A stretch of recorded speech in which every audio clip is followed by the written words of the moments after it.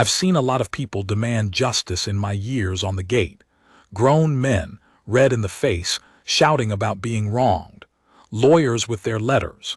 Important people who think importance is the same thing as being right. I never once saw anyone demand it the way a 7-year-old girl did. One cold morning, standing in front of me with her fists clenched and her chin up, and her whole small body shaking with the unfairness of it. "My brother didn't do it," she said. "Everybody thinks he did, but he didn't, and nobody will listen to me because I'm little." Her voice cracked, but she didn't stop. "So you have to help me find out who really did it, because it's not fair." And here's the thing, she was right. Her brother hadn't done it. And by the time it was all over, I'd helped a 7-year-old clear his name, and we'd found out who really had. And I'd learned something about the fierce, unkillable loyalty of a little sister that I've never forgotten since. Let me take you back to how it started. It was winter at Ashcombe, the royal residence in the old part of Haldane's capital. A working sort of place, Ashcombe, not just for show. The family lived there, properly lived there, and a residence where a family actually lives has a whole world inside it the public never sees. Staff, routines, schoolrooms for the children, the small daily life of any household, only behind very high walls. I'd been there years. Long enough to know the place and the people in it.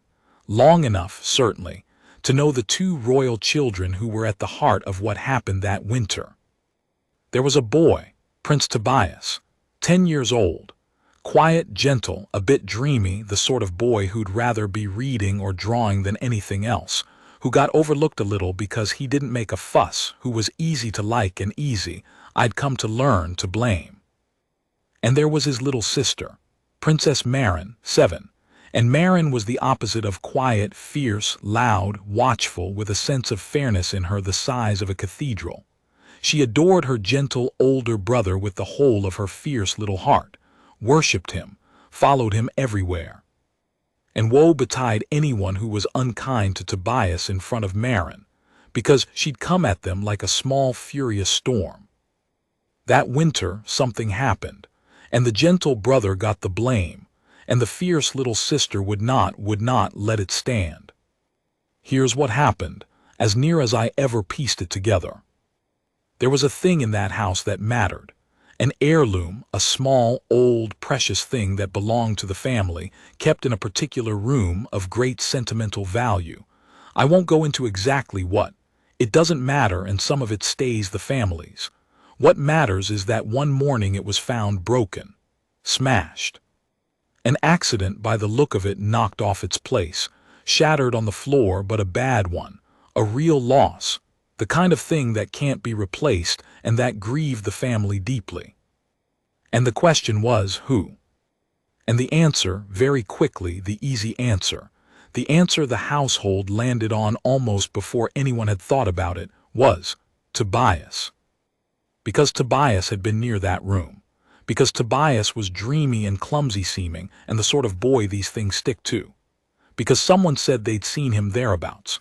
And because, this is the cruel part, Tobias, when asked, went quiet and read and couldn't quite explain himself, the way a shy, sensitive boy does when a roomful of upset grown-ups is looking at him, and his very inability to defend himself got read as guilt. He said he didn't do it. He said it quietly, miserably once, and nobody much believed him. And the thing settled over him. Tobias broke it. Tobias was careless. Tobias did this, and the gentle boy, who hated to make a fuss, simply bore it, went quieter, carried the blame because he didn't know how to fight it. But his little sister knew it wasn't true, and she knew how to fight. How did Maren know? That's what I asked her that cold morning at the gate when she came storming up to me with her demand. And she told me, fast and furious, the way she told everything. Because Tobias was with me, she said.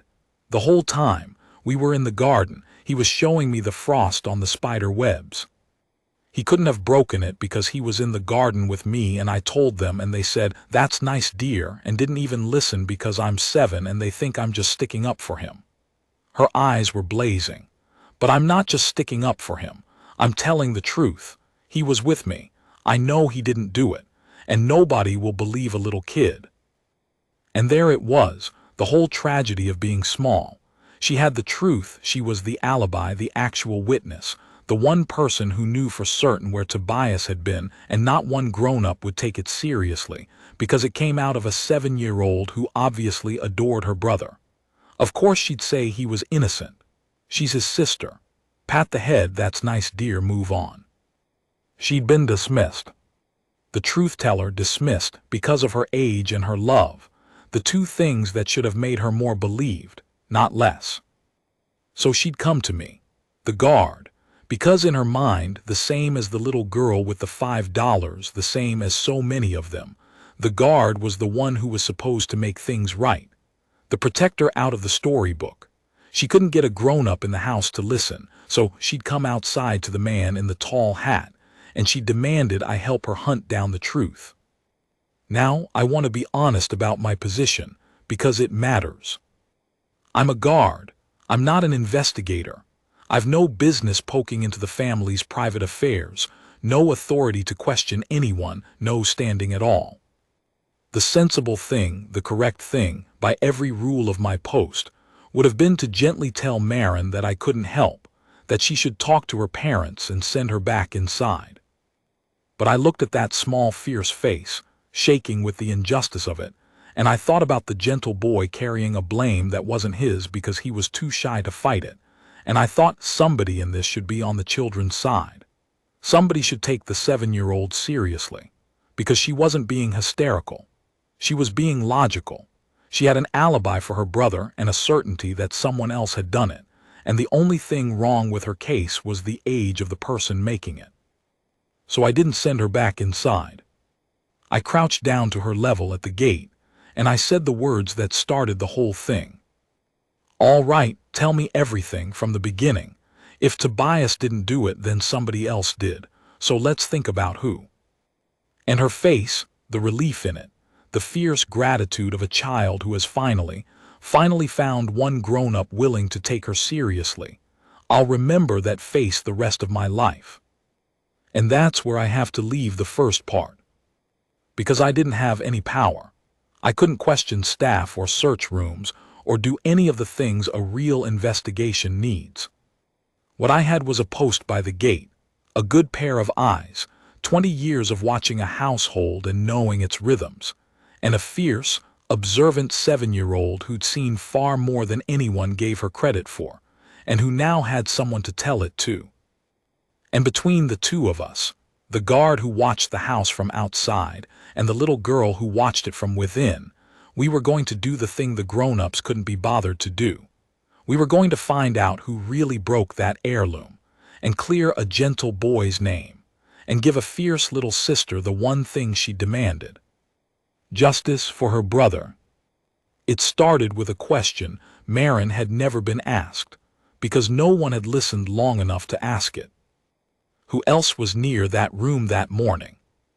And her answer, the thing the 7-year-old had seen and filed away, and that nobody had thought to want, cracked the whole thing open. Thick High By Part 2 full length. Same Haldane, same Ashcombe, same narrator / Tobias / Maren. The investigation, what Maren saw, the guard's outside eyes piecing it together, the narrowing to the real culprit and the human reason behind it. Fresh scenes throughout. The little sister who wouldn't let it go.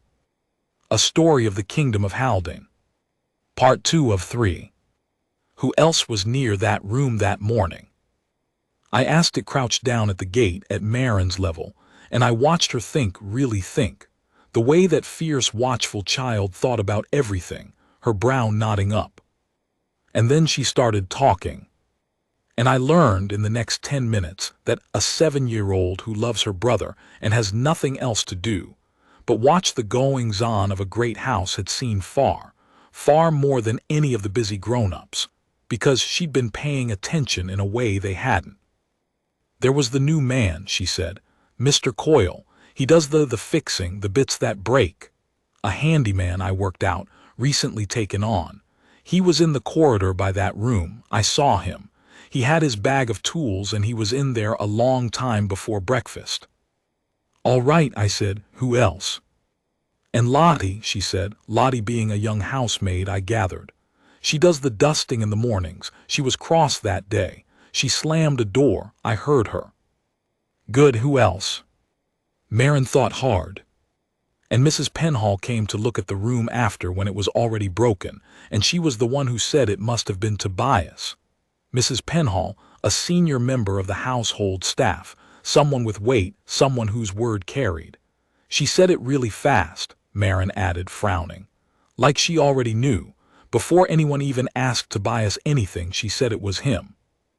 And I filed that. She said it really fast, like she already knew, out of the mouths of children.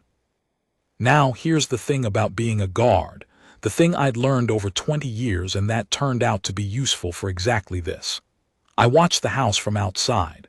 I see the comings and goings the family never notices, who arrives early, who lingers, who leaves in a hurry, who's where they shouldn't be.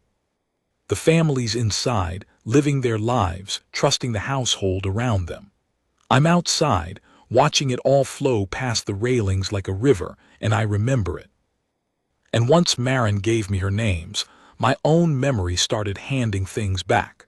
Because I'd seen some of these people, that morning and the mornings before, without knowing any of it mattered.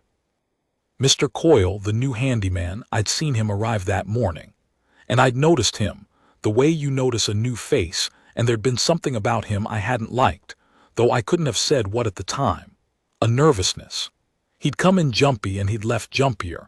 I remembered him going out through the tradesman's gate later that morning, fast, head down, the way a man leaves when he wants to be gone. At the time I'd thought nothing of it. Now I thought about it quite a lot. Lottie the housemaid, I knew her a bit, a good kid. And yes, she'd been having a rough patch, some trouble at home. And yes, she'd been short-tempered. But short-tempered and slamming doors is not the same as breaking an heirloom and letting a child take the blame, and my gut said Lottie wasn't it. You learn to read people on a gate. Lottie was sad that winter, not guilty. And Mrs. Penhall, Sr., respected, the one whose fast certain word had landed the whole thing on Tobias. She said it really fast, like she already knew. I sat with that one. A child's observation, but a sharp one. Why would you be so quick, so certain to blame a quiet 10-year-old before anyone had even properly asked? There are innocent answers. She jumped to a conclusion. She was flustered. The boy was the obvious culprit. But there are other answers too. And one of them is, because blaming someone else fast is a very good way of making sure nobody looks at you. I didn't know anything yet. I want to be clear. I just had names and a child's observations and 20 years of gate memory and a growing sense of a shape. Marin and I started meeting at the gate. Every day near enough when she could slip out, and a fierce, determined 7-year-old can slip out of most places when she's on a mission. She'd come and report, and I'd listen and ask questions and send her back in with new things to watch for. It became, I suppose, the strangest investigation in the history of Ashcombe. A guard who couldn't leave his post, and a 7-year-old who could go anywhere in the house without anyone thinking twice about it, because who watches a small child wandering the corridors? Nobody. She was invisible the way children are. The way I was, the way all guards are. The two most invisible people in that whole household, the small girl and the man in the hat, quietly working the thing the grown-ups had already decided was closed. And Marin was good at it. That was the thing that kept astonishing me. I'd say, see if you can find out where Mr. Coyle is working now. And she'd come back with not just where, but what mood he was in, who he'd talked to, what he'd said. She heard everything. Children hear everything. Adults talk over their heads as though they're furniture, the same way they talk over guards. Marin gathered more intelligence in a week, just by being a small, invisible person with sharp ears, than any grown-up could have gathered in a month of formal questions. And piece by piece, the shape got clearer, and the shape pointed away from Tobias, and away from sad Lottie and toward two people, the jumpy new handyman, Coyle, and the quick-to-blame Mrs. Penhall. It was Marin who found the thread that tied it together. Of course it was. She came to the gate one morning nearly bursting with it. "I heard Mrs. Penhall and Mr. Coyle talking," she said. "In the back passage. They didn't see me. I was behind the big plant." Of course she was. And they were whispering. And Mrs. Penhall was angry whispering, and she said Marin screwed up her face, getting it exactly right, the way children do when they're repeating something they don't fully understand but know is important, she said. "You were supposed to be careful, you stupid man, and now it's a mess. But it's fine, they think it was the boy, so just keep your mouth shut and we're both all right." And there it was.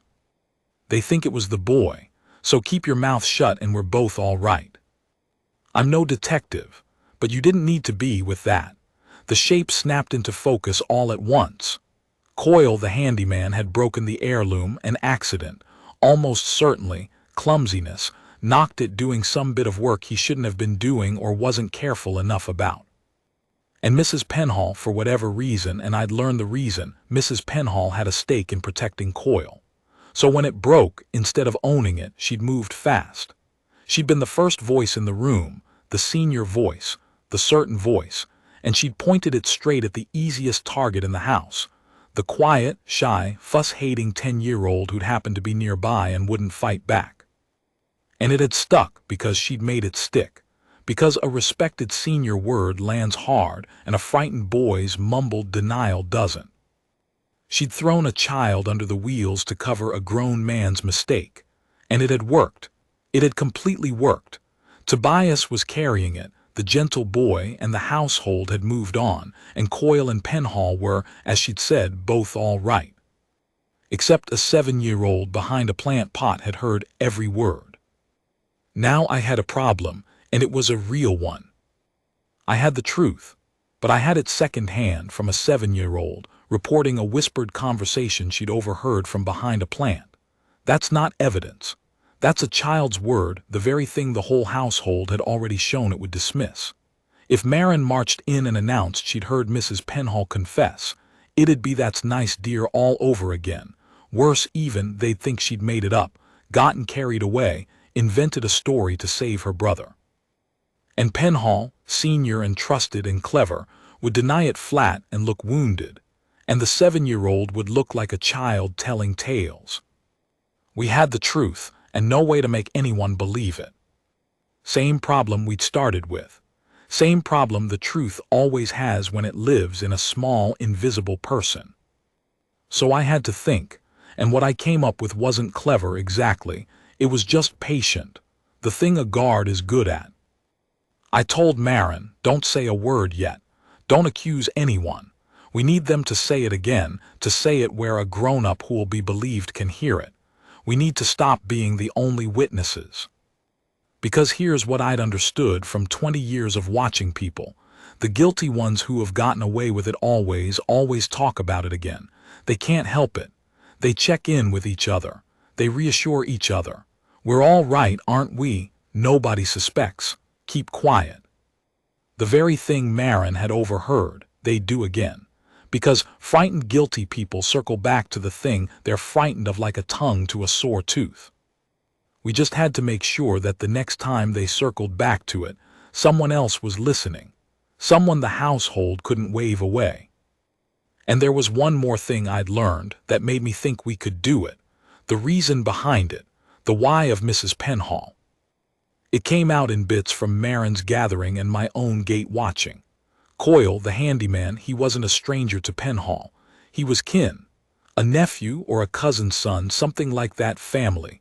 She'd got him the job, vouched for him, brought him into the household on her own word, her own reputation. And he'd been there 5 minutes and broken something precious, doing something careless. And so it wasn't even, I think, a cold, wicked calculation.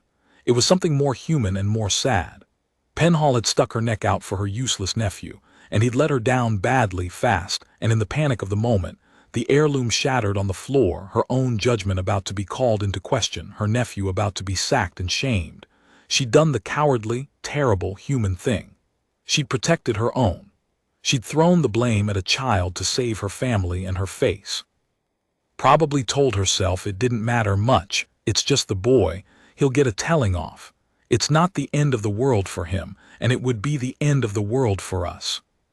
Probably half believed her own justification by now. People do terrible things for unterrible reasons. That's the thing I keep learning in story after story on that gate. The wolf is rarely a wolf. It's usually just a frightened person protecting their own, who's decided in a bad moment that someone smaller can carry the cost. This time, the someone smaller was a gentle boy who didn't know how to fight back. And this time, he had a sister who did. And that's where the second part has to end. Because now we had the shape of the whole thing, the broken heirloom, the careless nephew, the senior aunt who'd thrown a child under the wheels to save her own, and the gentle boy carrying it all in silence. We had the truth. What we didn't have yet was a way to make it land, a way to take it out of the mouth of an invisible 7-year-old and put it somewhere it couldn't be dismissed. So we set a trap, a simple one, a patient one, the kind a guard and a clever little girl could actually pull off, me with my gate watching and my sense of how guilty people behave, and Marin with her invisibility and her sharp ears and her fierce determination to clear her brother's name. We were going to give Mrs. Penhall and her nephew one more chance to reassure each other that they'd gotten away with it. And this time, we were going to make sure the right person was listening. What happened when they took the bait, and the moment the gentle boy's name was finally, publicly, cleared in front of the whole household, is the last part of it. And it ended fittingly, with a fierce little sister getting to say 4 words out loud that she'd been holding in her whole small body for weeks. I told you so. The trap was simple because the best ones are. We didn't need to make Penhall and Coyle confess. Guilty people confess to each other all on their own. They can't help it. They circle back. All we needed was to put a believable witness within earshot at the moment they did, and to give them a reason to do it now, while someone was listening. So we gave them a scare. It was Marin who planted it, because Marin was the only one who could move through that house unseen. She let it be known loudly, to another child in a corridor, exactly where she knew the gossip would carry, that the family had decided to bring someone in to properly look into how the heirloom got broken, that they weren't satisfied it was just Tobias being careless, that questions were going to be asked. It wasn't even really true, but it didn't need to be true, it just needed to reach the guilty ears, and it did. Because a frightened guilty person who hears they're going to look into it properly does exactly one thing. They go and find their partner in it fast to panic and to make sure the story's straight and to reassure each other. Keep quiet, stick to it, we're all right. We just had to be ready for when they did. The hard part was the witness. Because it couldn't be me, I couldn't leave my post, and a guard's word about an overheard whisper isn't much more believable than a child's. And it couldn't be Marin, for all the reasons it had never been. It had to be someone senior, someone the household would believe without question. So I'd done a thing a few days before that I'd agonized over because it meant trusting an adult, and we'd been so badly let down by adults the whole way through. But I'd picked carefully. There was a member of the family's own household, not staff, family side, a person of real standing, and more importantly, a person I'd watched for years and judged to be genuinely decent, genuinely fair. The sort who'd actually listen. I'll call him the Chamberlain, near enough. I'd taken a risk and gone to him, quietly off my post in a snatch moment, and I'd said, I know how this sounds, sir, coming from a guard, but the little princess has been telling the truth all along and I believe her, and I think the boy is innocent and I think I can show you, but I need you to do one thing. I need you to be standing somewhere at a time I'll tell you and to simply listen. That's all. Just listen with your own ears and then decide for yourself. And he'd looked at me a long moment, a guard, telling him the household had wronged a child, and something in him had decided I wasn't a fool. And he'd said yes. It happened the next morning. In the back passage, by the big plant pot, where Marin had heard them the first time, because guilty people are creatures of habit, and it was their spot. Penhall came to find Coil just as we'd known she would, rattled by the rumor Marin had seeded. And she did exactly the thing. Angry whispering, fast, frightened. "They're looking into it now, you fool. This is your doing, but keep your nerve. They still think it was the boy, just don't crack, stick to it, and we're both all right." And standing on the other side of that big plant pot, where Marin had hidden a week before, was the Chamberlain, listening with his own ears to every word. He didn't burst out. He was cleverer than that. He just listened to the whole of it, let her say all of it, the full damning shape of it, that they still think it was the boy and the keep your mouth shut. And then he stepped quietly out from behind the plant. And I'm told, Marin told me, who'd of course found a way to be watching, that Mrs. Penhall's face in that moment was a thing to behold. The senior, certain, respected woman who'd thrown a child under the wheels, standing in a back passage with the truth hanging in the air, and a member of the family standing 4 feet away having heard every word of it. There was nothing to say. There's never anything to say at the end when you've been caught that completely. The whole careful thing came down in a single second. It came out properly after that, all of it. Coil had broken the heirloom, an accident, clumsiness, exactly as I'd thought, doing a job carelessly.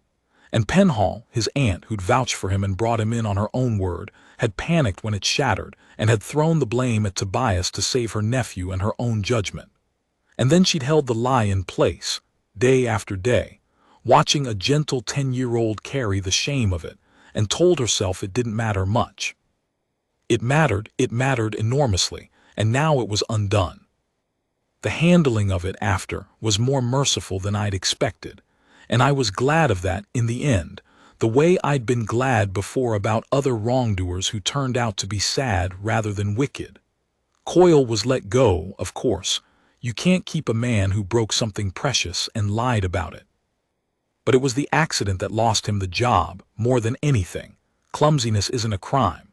And Penhall, the worse offender, the one who'd knowingly sacrificed a child, Penhall lost her position too, and her good name in that household, which for a woman who'd built her whole life on being respected was its own heavy punishment. She wasn't dragged through anything public. The family didn't want that for their own reasons, and because there were children at the center of it.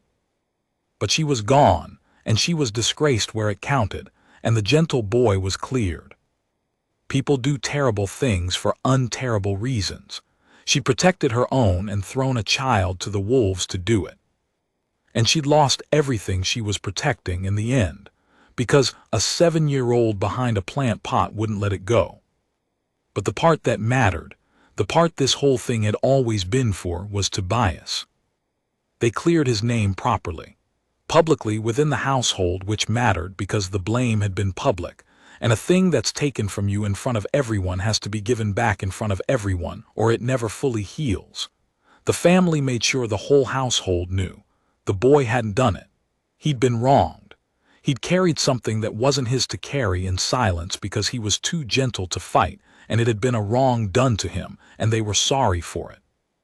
And someone, the Chamberlain, I think, or the family themselves, sat that gentle boy down and told him the thing he most needed to hear, that his quietness hadn't been weakness, that not being able to shout his own innocence in a room full of upset grown-ups didn't make him guilty, that he'd been believed by the person who knew him best, and that her belief had been enough to move the whole world. They told him, "Your sister never doubted you, not for 1 second," and she was right. And Tobias, the quiet, dreamy boy, went and found Marin. And I wasn't there for it. It was a private thing between a brother and a sister, but I heard about it after, and it's the part I hold on to. He didn't say anything grand. He just hugged her hard, this gentle 10-year-old and his fierce 7-year-old sister, and he said, "You believed me. Everybody else thought I did it, but you knew I didn't."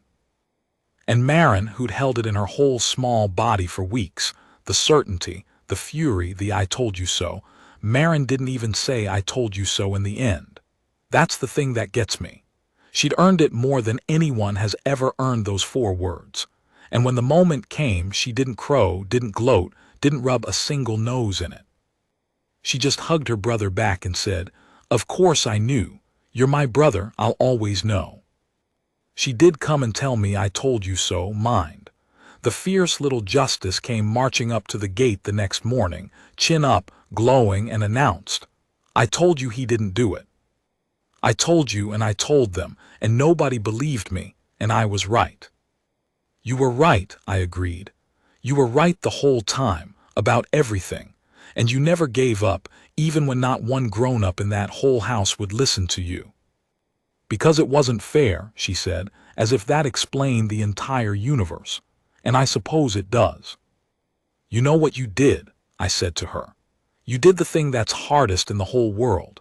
You knew the truth when nobody believed you, and you didn't let them talk you out of it, and you didn't give up, and you didn't get loud and silly about it. You got clever and patient, and you found a way. Most grown-ups can't do that. Most grown-ups, the moment everyone disagrees with them, start to think maybe they're wrong. You never did." She thought about that. "I knew I was right," she said simply. "Yes," I said, "and being right when you're all alone in it is the bravest thing there is. Here's what I've kept from it, all these years on the gate since. The truth has a terrible weakness, and it's this. It doesn't care who's holding it. The truth is just as true coming out of a 7-year-old behind a plant pot as it is coming out of a judge in a robe, but the world cares enormously who's holding it. The world weighs the messenger, not the message. A child says the truth and gets 'that's nice, dear.' A senior, respected woman says a lie fast and certain, and the whole house believes it and lands it on an innocent boy. Same words, opposite weight, and the only difference is who's doing the speaking. That's the thing that should frighten us and mostly doesn't. How much of what we believe because of who said it, not whether it's true. How easily a confident senior voice beats a quiet, honest one. How a gentle boy who can't defend himself gets the blame, and a clever, frightened woman who can talk gets away with it for a while. For a while, because the other thing I learned is this: the truth is patient, and it has allies you don't expect. It had a 7-year-old who loved her brother too much to be talked out of what she knew. It had a guard nobody noticed, watching the house from outside.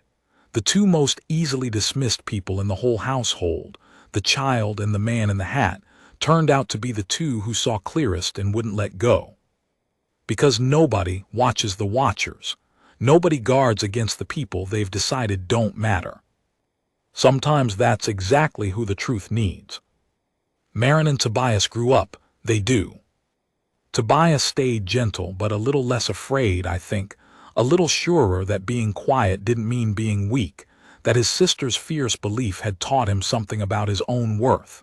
And Maren stayed fierce. Of course she did. A child like that doesn't lose it. She grew up into exactly the sort of person who, when everyone in the room is wrong and certain, will be the one quiet voice that's right and won't back down. The most valuable and most uncomfortable kind of person there is, and the world is held up by them, mostly, though it rarely thanks them. She still came by the gate, growing up.